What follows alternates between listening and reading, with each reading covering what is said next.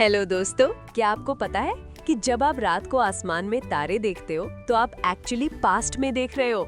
Yes, क्योंकि उन तारों की रोशनी को आपकी आंखों तक पहुंचने में सालों लग जाते हैं। फॉर एग्जाम्पल, हमारे सोलर सिस्टम के सबसे नजदीक स्टार है प्रॉक्सिमा सेंटोरी, और इस स्टार की लाइट को अर्थ तक पहुंचने में लगभग 4 लाइट ईयर्स लग जाते हैं। यानी अगर आज जो लाइट इस स्टार से एमिट हुई है, उसे अर्थ के सरफेस तक पहुंचने में लगभग 4 साल लगेंगे। तो आज हम यूनिवर्स की सबसे फास्ट, सबसे मिस्टीरियस और सबसे मैजिकल एनर्जी लाइट के बारे में समझेंगे, उसके बिहेवियर को समझेंगे और जानेंगे कि आखिर हमारी आंखें चीजों को देखती कैसे हैं। सबसे पहले, लाइट आखिर है क्या? फिजिक्स की भाषा में light is a form of energy which causes in us the sensation of site. यानी ये एक ऐसी एनर्जी है जिसकी वजह से हम देख पाते हैं। लेकिन ध्यान रखो, सिर्फ आंखें होने से कुछ नहीं होता। अगर मैं इस रूम की लाइट बंद कर दूं, तो मेरी आईज परफेक्ट होने के बाद भी मुझे कुछ नहीं दिखेगा। हमें देखने के लिए सोर्स ऑफ लाइट भी चाहिए, यानी एक ऐसी चीज जो लाइट एमिट करती हो।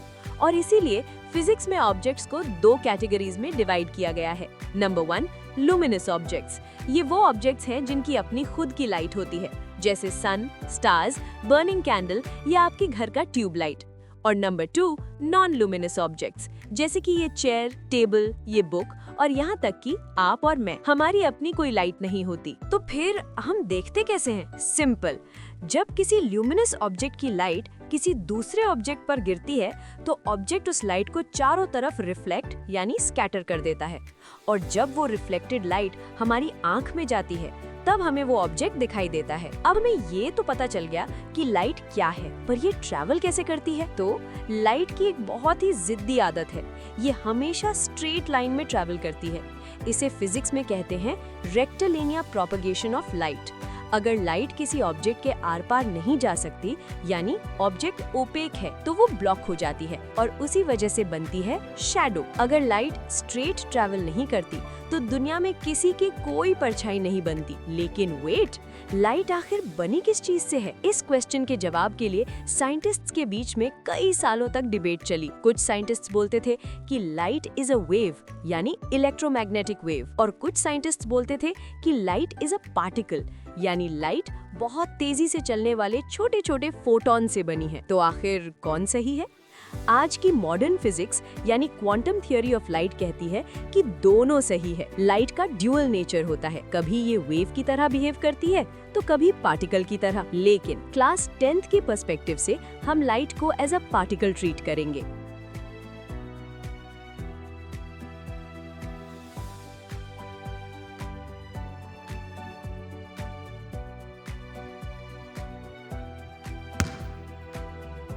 देखा आपने, मैंने बॉल को ग्राउंड पर थ्रो कराया और ग्राउंड ने बॉल को वापस मेरी तरफ बाउंस बैक कर दिया। लाइट भी एग्जैक्टली यही करती है। जब लाइट किसी ऑब्जेक्ट के सरफेस पर गिरती है, तो वो ऑब्जेक्ट उस लाइट को वापस भेज देता है। The process of sending back the light rays which fall on the surface of an object is called reflection of light. लेकिन क्या हर ऑब्जेक्ट लाइट को बराबर रिफ्लेक्ट करता है? इसे एक एग्जाम्पल से समझते हैं। मान लीजिए आपके पास 3 ऑब्जेक्ट्स हैं। पहला है कोल, दूसरा वुड और तीसरा मेटल पीस। जब हम तीनों पर लाइट एमिट करते हैं, तो क्या आप बता पाएंगे कि कौन सा ऑब्जेक्ट लाइट को सबसे ज्यादा रिफ्लेक्ट करेगा? बिल्कुल, मेटल पीस। बट क्यों? देखिए, लाइट के रिफ्लेक्शन के लिए सबसे जरूरी है सरफेस की स्मूथनेस। ऑब्जेक्ट का सरफेस जितना शाइनी और स्मूथ होगा, वो उतना ज्यादा लाइट को रिफ्लेक्ट करेगा। कोल के एग्जाम्पल में सरफेस बहुत ही रफ था, जिससे लाइट बहुत ही कम रिफ्लेक्ट हुई और सारी लाइट कोल में अब्सॉर्ब हो गई। वुड के एग्जाम्पल में रिफ्लेक्शन तो हुआ, बट लाइट चारों तरफ स्कैटर यानी बिखर गई। मेटल पीस में जब लाइट सरफेस पर पड़ी, तो लगभग सारी लाइट बाउंस बैक हो गई और लाइट का रिफ्लेक्शन सबसे ज्यादा देखने को मिला। तो लाइट का सबसे बेस्ट रिफ्लेक्टिव मेटल है सिल्वर। इसीलिए ऑर्डिनरी मिरर्स बनाने के लिए हम एक पतली और फ्लैट ग्लास शीट लेते हैं और उसके पीछे सिल्वर मेटल की एक पतली लेयर लगा देते हैं। तो जब आप आईने में खुद को देखते हो, तो लाइट एक्चुअली उस ग्लास को पार करके उस सिल्वर सरफेस से टकरा कर वापस आ रही होती है।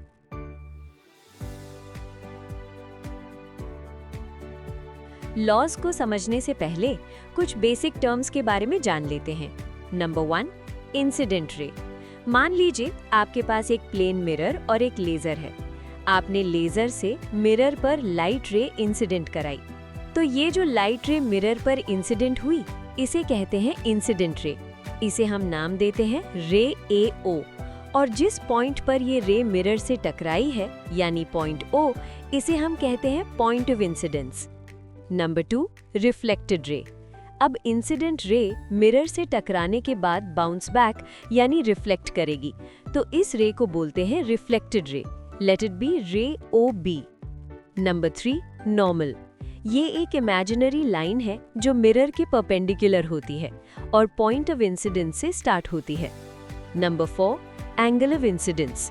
ये इंसिडेंट रे और नॉर्मल के बीच का एंगल है। Similarly, angle of reflection reflected ray और नॉर्मल के बीच का एंगल है।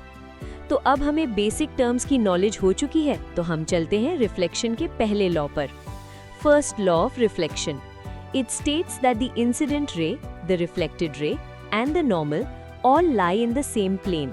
यानी आपकी इंसिडेंट रे, रिफ्लेक्टेड रे और नॉर्मल एक ही 2D प्लेन में लाई करेंगे। Second law of reflection, it states that the angle of incidence is always equal to the angle of reflection. चलो इसको खुद टेस्ट करके देखते हैं। इस सिमुलेशन में अगर मेरी लाइट बीम मिरर पर इस तरह हिट करे कि angle of incidence I 35 degree हो, तो मिरर इंस्टेंटली एडजस्ट करेगा और angle of reflection R exactly 35 degree ही निकलेगा। आप एंगल बढ़ाकर 50 डिग्री कर दो, रिफ्लेक्टेड रे तुरंत 50 डिग्री पर शिफ्ट हो जाएगी। ये हमेशा परफेक्टली बैलेंस्ड रहते हैं। यदि एंगल ऑफ इंसिडेंस 0 डिग्री है, तो एंगल ऑफ रिफ्लेक्शन भी 0 डिग्री होगा और दोनों रेज एक दूसरे के ऊपर दिखेंगी।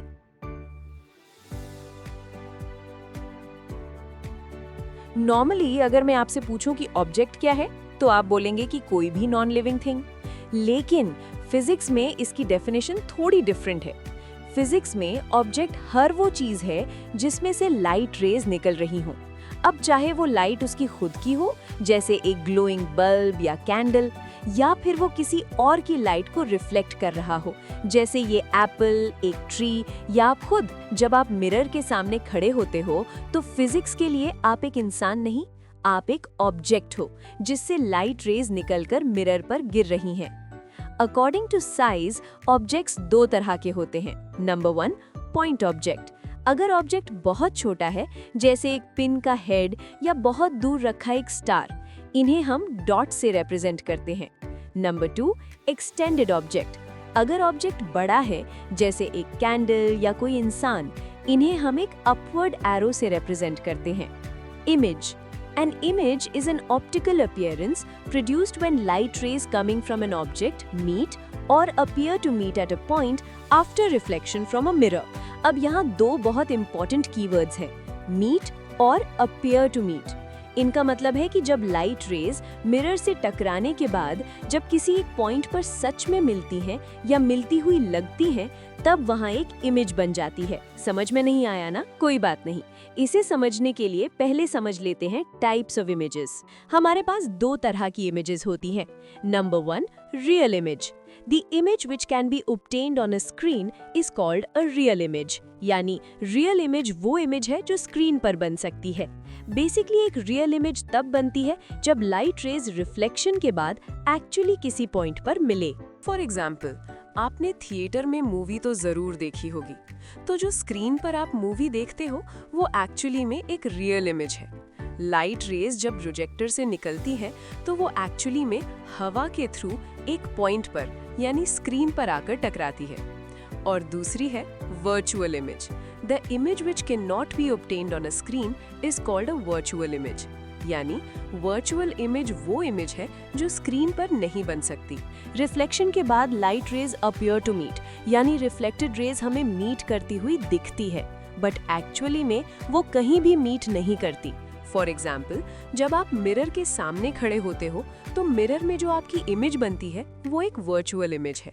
अब ये प्लेन मिरर वर्चुअल इमेज कैसे बनाता है, इसे समझते हैं हमारे नेक्स्ट सेक्शन में। वैसे एक फन फैक्ट बताऊं, यदि ऑब्जेक्ट प्लेन मिरर के सामने है तो हमेशा वर्चुअल इमेज ही बनेगी। हमारे मूवी वाले एग्जाम्पल में भी प्रोजेक्टर के अंदर कोई कर्व्ड मिरर या लेंस था, जिस वजह से रिफ्लेक्शन के बाद हमें रियल इमेज मिली। ये कर्व्ड मिरर और लेंस हम नेक्स्ट पार्ट्स में समझेंगे। तो अब हम जानेंगे कि प्लेन मिरर से ऑब्जेक्ट की इमेज कैसे बनती है। सबसे पहले हमारे पास एक पॉइंट ऑब्जेक्ट है। अब क्योंकि पॉइंट ऑब्जेक्ट की कोई हाइट नहीं होती, इसीलिए इसे हम मिरर के सामने कहीं भी रख सकते हैं। चलिए इस ऑब्जेक्ट को नाम देते हैं ऑब्जेक्ट O। अब मान लो इस ऑब्जेक्ट से infinite number of light rays निकल रही हैं, लेकिन हमें इस ऑब्जेक्ट की इमेज की पोजीशन पता करने के लिए सिर्फ 2 लाइट रेज की ही जरूरत पड़ेगी। तो हमारी पहली रे ऑब्जेक्ट O से इमिट होकर मिरर पर पॉइंट A पर at an angle of I1 incident होती है। अब क्या होगा? Yes, reflection.